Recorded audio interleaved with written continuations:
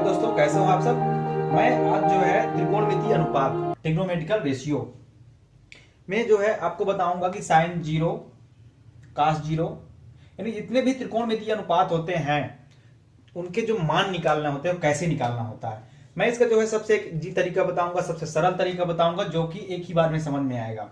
ठीक है, तो जो साइन में जो अनुपात होते हैं, साइन कॉस टैन, ये जो अनुपात होते हैं इसमें 0, 30, 45, 60 और 90 ये जो हाई स्कूल बेस पे होते हैं ये मान ही बेसिक तौर पे महत्वपूर्ण है। सबसे पहले हम क्या करेंगे, अगर आप चैनल पे नए हैं तो वीडियो को सब्सक्राइब जरूर करें ताकि अगले आने वाले वीडियो आप तक पहुंच सके। तो सबसे पहले हम रखेंगे कि 0, ठीक, इसके बाद रखेंगे 30, 0 के बाद आता है 30, अगला आता है 45, फिर 60, फिर 90। ठीक, हमने ये मान रख दिया। अब ये इसमें जो है अब हम 0 से स्टार्ट करेंगे। नंबर लिख दिया 0, 1, 2, 3 और 4। ये हमारी स्टार्टिंग है। यानी सबसे पहले हम 0, 30, 45, 60 और 90 जो त्रिकोणमितीय अनुपात होते हैं उनको रखेंगे और फिर हम जो है 0 से स्टार्ट करके 4 तक जाएंगे। क्योंकि ये 1, 2, 3, 4, 5 हैं, इसलिए हम जो है 0 से लेके 4 तक के मान यहाँ पे 4 तक की संख्या रख दिया। अब देखेंगे कि लास्ट की संख्या हमारी क्या है। लास्ट की संख्या है हमारी 4। ठीक, तो 4 है तो अब हम सब में 4 का भाग दे देंगे। यानी 0/4, 1/4, 2/4, 2/4, 3/4 और 4/4। अब क्या करना है, अब सबका हमें वर्गमूल निकालना है। वर्गमूल निकालेंगे।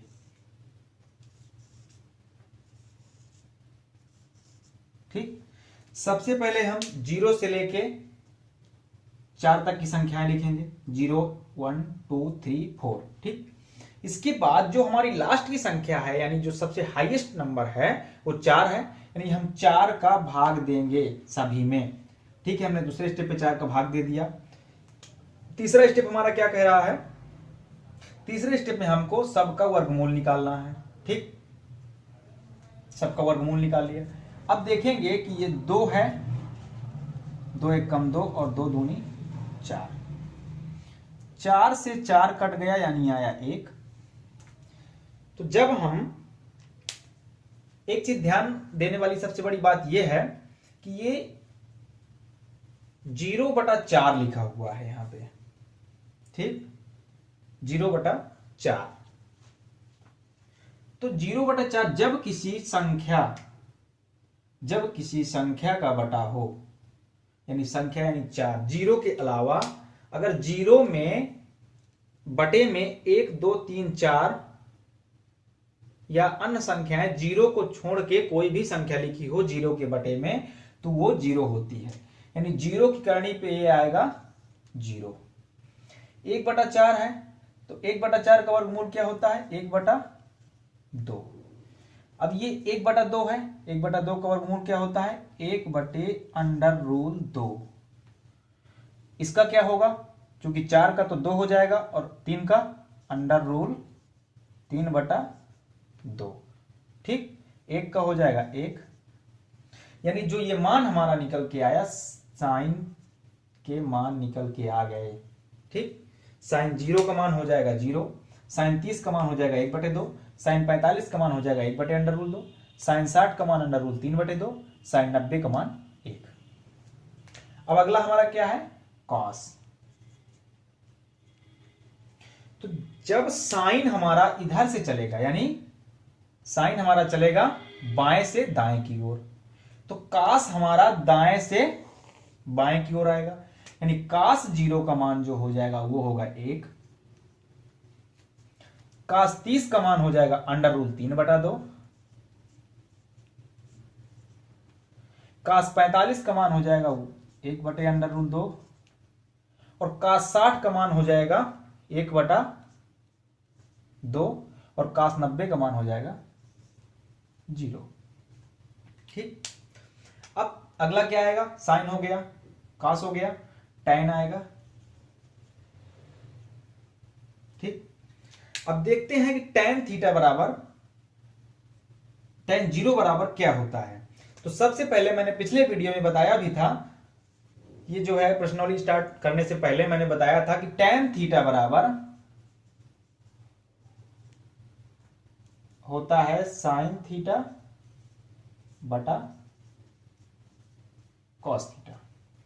यानी tan थीटा का मान निकालने के लिए sin थीटा और cos थीटा के मान का अनुपात करेंगे, यानी बटा करेंगे। तो tan थीटा का मान, tan 0 का मान हो जाएगा 0/1। 0/1। ठीक, 0/1। तो 0/1 की जो वैल्यू होती है वो होती है 0। ठीक, अब देखेंगे इसमें 1/2 और √3/2। जब हम इसका बटा करेंगे तो ये 2 और ये 2 कैंसिल हो जाएगा, अर्थात इसका मान आएगा 1/√3। इसका बटा करेंगे, दोनों कट जाएंगे, मान आएगा 1। इसमें करेंगे 2 और 2 कैंसिल, यानी 2 और 2 कट गए, मान आएगा √3। अब देखते हैं इसमें क्या आएगा, 1/0। तो 1/0 अगर किसी संख्या में 0 का बटा लगा हो, सबसे ध्यान देने वाली बात है, अगर किसी संख्या में 0 का बटा लगा हो, वो संख्या, वो उसका मान हो जाएगा अपरिभाषित। ठीक, उसका मान हो जाएगा अपरिभाषित, यानी ठीक। अब देखते हैं साइन cos tan हो गया। अब हमारा क्या बचा? कॉसेक। ठीक, कॉसेक के लिए मैंने बताया था, कॉसेक साइन का उल्टा होता है, यानी साइन थीटा बराबर होता है 1/कॉसेक थीटा, और कॉसेक थीटा बराबर होता है 1/साइन थीटा। यानी कॉसेक थीटा हो जाएगा 1/साइन थीटा, यानी 1/0। 1/0 का मान मैंने ही बताया था। ठीक, अब 1/0 हो गया, यानी साइन थीटा बटे में चला जाएगा, यानी 1/0। ये हो जाएगा 1/1/2। 1/1/2। इसका मान जो आएगा 1/1/2, यानी क्या निकल के आएगी वैल्यू? इसकी वैल्यू जो निकल के आएगी वो आएगी 2, क्योंकि 1/1/2, ये 2 ऊपर चला जाएगा, अर्थात जो इसका मान निकल के आएगा वो आएगा 2। ठीक, अब अगला क्या है? 45। ठीक है, 45 में क्या होगा कि साइन, कॉसेक उल्टा होता है साइन का, यानी साइन 45 का मान 1/√2। तो कॉसेक 45 का मान 1/1/√2, यानी जो मान आएगा इसका वो आ जाएगा √2। इसमें देखते हैं 2/√3 है, इसका उल्टा हो जाएगा, यानी 2/√3। ठीक, अब ये बचा, यानी 1। अब अगला जो आता है वो आता है सेक। सेक होता है कास का उल्टा, या कास का उल्टा कह लीजिए, या अगर कासेक चलता है बाएं से दाएं की ओर तो सेक चलेगा दाएं से बाएं की ओर, यानी कासेक और सेक दोनों जो है दाएं बाएं से ही स्टार्ट होते हैं। तो अगर कासेक हमारा, कासेक 0 का मान 0, 30, 45, 60, 90 ऐसे स्टार्ट हो रहा है, तो जो मान कासेक का 0 का होगा वही मान सेक में अवरोही क्रम वाले का होगा, यानी अवरोही क्रम यानी घटते हुए क्रम 90, 60, 45, 30, 0। तो देखेंगे कासेक 0 का मान है अनंत, तो कासेक 0 और सेक 90 बराबर होते हैं, यानी जो कासेक 90 का मान है वो सेक 0 का मान हो जाएगा, यानी 1। अब देखेंगे 30 कॉसेक 30, तो जो कॉसेक 30 का मान होगा यानी इधर से ये चलता है और तो सेक 60 का मान और कॉसेक 30 के मान दोनों आपस में बराबर होते हैं, यानी सेक 30 का मान हो जाएगा 2/√3। अब इसमें क्या है, ये आ जाएगा चूंकि √2, ये आ जाएगा 2 और ये, ठीक। या एक तरीका इसका और भी है, ये सेक जो है cos थीटा का उल्टा होता है, कॉसेक साइन थीटा का उल्टा होता है। यानी अगर cos थीटा का मान 1 है, cos 0 का मान 1 है, तो सेक इसका उल्टा हो जाएगा यानी 1 आएगा। अगर cos 30 का मान √3/2 है तो सेक 30 का मान हो जाएगा 2/√3। cos 30 का मान 1/√2 है यानी 1/√2 है, तो सेक 45 का मान हो जाएगा √2। और जब cos 60 का मान 1/2 है तो इसका उल्टा हो जाएगा 2 यानी सेक 60 का मान 2। अब रहा cos 90 का मान है 0, तो जो सेक 90 का मान आएगा वो 1/0 कर आएगा, यानी जो कि cos और सेक आपस में उल्टा होते हैं, तो 1/0 का मान होता है अनंत या अपरिभाषित। अब बचा cot थीटा, cot बचा, ठीक। अब cot 0 का मान, या तो इसको ऐसे भी लिख सकते हैं, ये tan का उल्टा होता है, पहले ही मैंने बताया था tan का उल्टा होता है, या तो ऐसे कर लें या तो कासेक बटे सेक कर लें, ठीक। कासेक बटे सेक करेंगे तो कितना निकल के आएगा, क्योंकि ये ऑलरेडी 1/0 है और बटा 1 हो जाएगा, यानी 1 का गुणा 0 में होगा, तो cot 0 का मान हो जाएगा अनंत, ठीक।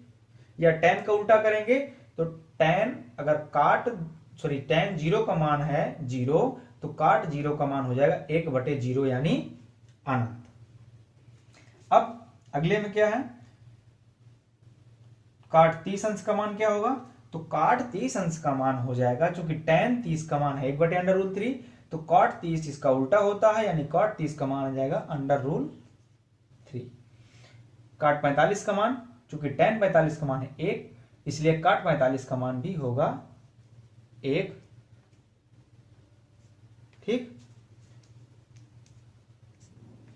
अब रहा 60 का मान, चूंकि tan 60 का मान √3 है, तो cot 60 का मान हो जाएगा 1/√3, ठीक। अब tan 90 का मान है अनंत यानी 1/0, तो जो cot का हो जाएगा वो हो जाएगा 0/1 अर्थात 0, ठीक। मैं आशा करता हूं ये अच्छी तरह समझ में आया होगा, अगर नहीं आया तो मैं दोबारा समझाता हूं। सबसे पहले क्या करेंगे, 0, 30, 45, 60, 90, ये 4 त्रिकोणमितीय अनुपात हैं, ठीक है, 5 है सॉरी। अब 0 से लेके हमने 90 तक लिख दिया, फिर उसके बाद क्या करेंगे, उसी में 0 से लेके 4 तक की संख्या लिखेंगे, यानी 0, 1, 2, 3, 4, ठीक। अब सबसे जो हाईएस्ट नंबर है 4 है, 4 का हम सब में भाग करेंगे, 4 का भाग दे दिया। इसके बाद करड़ी यानी वर्गमूल निकालेंगे, सबका वर्गमूल निकाल लिया। अब देखते हैं कि साइन 0 का मान क्या होता है, तो जब इसका ये 0 में जब 4 का भाग हम देंगे तो 0 आएगा, 0 का वर्गमूल 0 होता है, ये जानते हैं सब लोग। 1/4 है करणी के अंदर, यानी 1/4 का वर्गमूल हो जाएगा 1/2, ठीक। अब ये रहा, चूंकि ये कट गया, 2 1 कम 2, 2 दूनी 4, यानी करणी के अंदर 1/2 है, तो इसका वर्गमूल हो जाएगा 1/√2।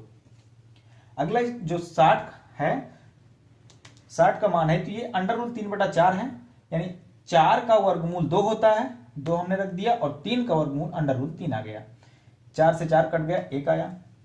अब देखते हैं साइन अगर चलता है बाएं से दाएं की ओर, तो उसी मान में, साइन के ही मान में दाएं से बाएं कास का मान आता है, ठीक। यानी अगर साइन को हम 0 से लेके 90 तक चलेंगे, तो साइन के ही मान को 90 से लेके 0 तक आने में कास का मान आएगा, यानी साइन जीरो का मान जब जीरो था, साइन जीरो का मान जीरो है, तो कास 90 का मान भी जीरो होगा। यानी साइन 30 और कास 90 आपस में बराबर होते हैं, इसलिए हमने 90 का मान, साइन 90 का मान 1 रख दिया। अब देखेंगे कि जब साइन 30 का मान 1/2 है, तो साइन 30 और कास 60, साइन 30 और कास 60 के मान आपस में बराबर होते हैं।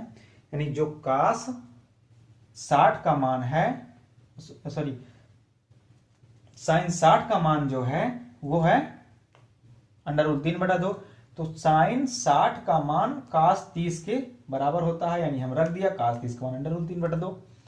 45 में दोनों सेम है, जो साइन 45 का होगा वही कास 45 का भी होगा। अब जो साइन 60 का मान रखा हुआ है, इसको तो हमने रख चुके कास 30 में। अब कास 60 का मान हमको ज्ञात करना है, तो कास 60 का मान ही साइन 30 का मान होता है। यानी अगर हम साइन में, सीधी सी बात है समझने वाली, कि अगर साइन में हम 0 से 90 की ओर चलेंगे, तो कास में उसी मान में, साइन के ही मान में 90 से लेके 0 आएंगे, यानी अवरोही आएंगे, घटते हुए क्रम। ठीक, tan में रहा, tan का मैंने बताया कि साइन बटा कास होता है, यानी 0/1 0 आया, 1/2 अपान √3/2 आ गया, 1/√3, 1/√2, 1/√2 और 1/√2 आ गया 1, √3/2 और 1/2 आ गया √3, 1/0 यानी अनंत। कासेक में क्या करते हैं, कासेक साइन का उल्टा होता है, यानी साइन 0 का मान अगर 0 है तो कासेक 0 का मान हो जाएगा 1/0, यानी अपरिभाषित। अगला जो आएगा वो 1/2 है, यानी 1/2 यानी 2 आ गया, क्योंकि ये उल्टा होता है। अब इसमें अगर साइन 45 का मान 1/√2 है, तो कासेक 45 का मान हो जाएगा √2, और ये है √3/2 साइन 60 का मान, तो ये हो जाएगा 2/√3, और ये 1 और 1 आ गया।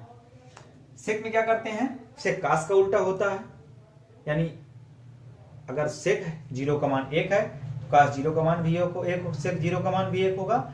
अगर कास 30 का मान √3/2 है, तो सेक 30 का मान 2/√3 होगा, यानी इसका उल्टा। इसी प्रकार 1/√2 है, कास 45 का मान 1/√2 है, तो उसका उल्टा सेक का हो जाएगा √2, और कास 60 का मान 1/2 है, तो सेक 60 का मान हो जाएगा 2, और कास 90 का मान है 1, तो सेक 90 का मान हो जाएगा, सॉरी, कास 90 का मान है 0, तो सेक 90 का मान हो जाएगा अनंत।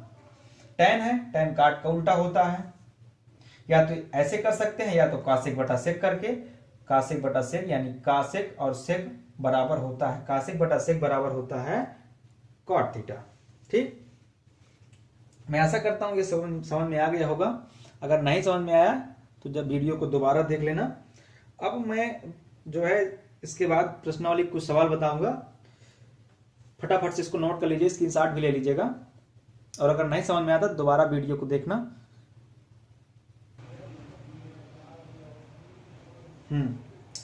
तो जैसे कि जो है क्वेश्चन दिया हुआ है, एग्जाम्पल है, कह रहा है कि सिद्ध कीजिए कि साइन 60 बराबर 2 साइन 30 इंटू कास 30। ठीक,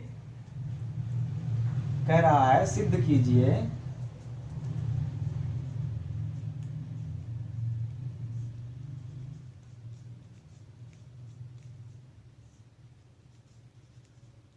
कि साइन 60 बराबर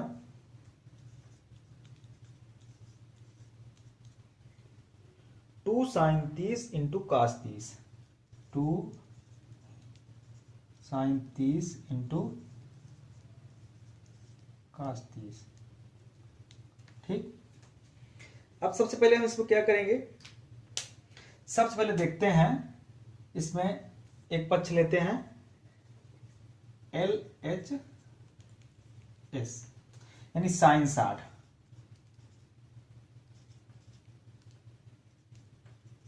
साइन 60 की वैल्यू मैंने अभी क्या बताया, जस्ट इसके पहले जो है मैंने स्टार्टिंग में जो है बताया, जो भी अनुपात हैं कोणों का अनुपात, त्रिकोणमिति में जो कोणों का अनुपात है उन्हें बताया, और उसमें जो है मैंने साइन 60 का मान बताया है। साइन 60 का मान होता है √3/2, √3/2। ये हमारा बायां पक्ष आ गया। अब हम दायां पक्ष ले लेंगे। ठीक, दाएं पक्ष में हमारा क्या कहता है, 2 sin 30 इंटू cos 30। अब देखेंगे 2 sin 30 का मान मैंने बताया अभी सारणी में, sin 30 का मान होता है 1/2, 1/2। cos 30 का मान, cos 30 का मान भी मैंने बताया √3/2। ठीक, ये 2 से ये 2 कैंसिल हो गया, अर्थात जो हमारा राइट हैंड साइड आया यानी दायां पक्ष जो आया वो √3/2। ठीक, यानी हमारा LHS RHS के बराबर है, अर्थात ये हम इसको हमने सिद्ध कर दिया। भाई स्पष्ट है कि जब LHS हमने लिया तब √3/2 आया, RHS लिया उसमें भी √3/2 आया, अर्थात ये जो है स्पष्ट है कि दोनों पक्ष आपस में बराबर है। ठीक, अगला जो क्वेश्चन है,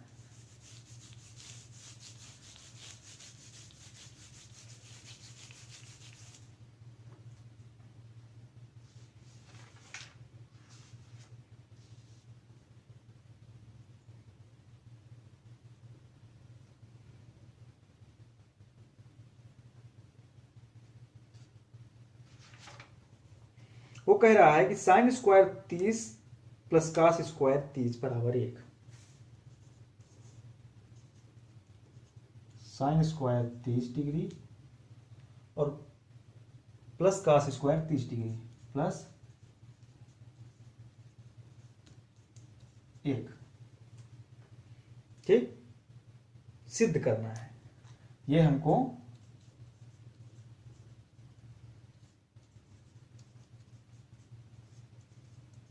सिद्ध करना है। अब साइन स्क्वायर 30 यानी अब हमको साइन 30 का मान पता होना चाहिए। साइन 30 का मान अगर हमको पता है तो हम तुरंत इस सवाल को कर देंगे, 1 मिनट का भी टाइम नहीं लगेगा। ठीक, अर्थात हमको अगर साइन 30 का मान पता है तब, अगर नहीं पता तो फिर हमारे बस की बात नहीं है। अर्थात इसके पहले मैंने sine 30, 0, 30, 45, 60, 90, sine cos tan cos x cot सबके मान बताया है। अब जरा मुझे बताओ कि साइन 30 का मान क्या होता है। तो साइन 30 का मान होता है 1/2, 1/2। चूंकि साइन स्क्वायर 30 है यानी इसका स्क्वायर लगेगा, प्लस अब cos 30 का मान क्या होता है, cos 30 का मान होता है √3/2, √3/, चूंकि स्क्वायर है इसलिए स्क्वायर लगा दिया। यहां पे हम LHS लेके करेंगे, लेफ्ट हैंड साइड लेके करेंगे। अब हमारा मान कितना निकल के आया, 1/4 प्लस 3/4, दोनों का एलसीएम सेम है यानी आएगा 4 और ये 1 + 3 अर्थात 4/4 बराबर 1। अर्थात हम कह सकते हैं कि RHS LHS के बराबर है, अर्थात ये प्रूफ। ठीक, तो बच्चों इसमें जो है कोई दिक्कत नहीं है, बहुत इजी चैप्टर है।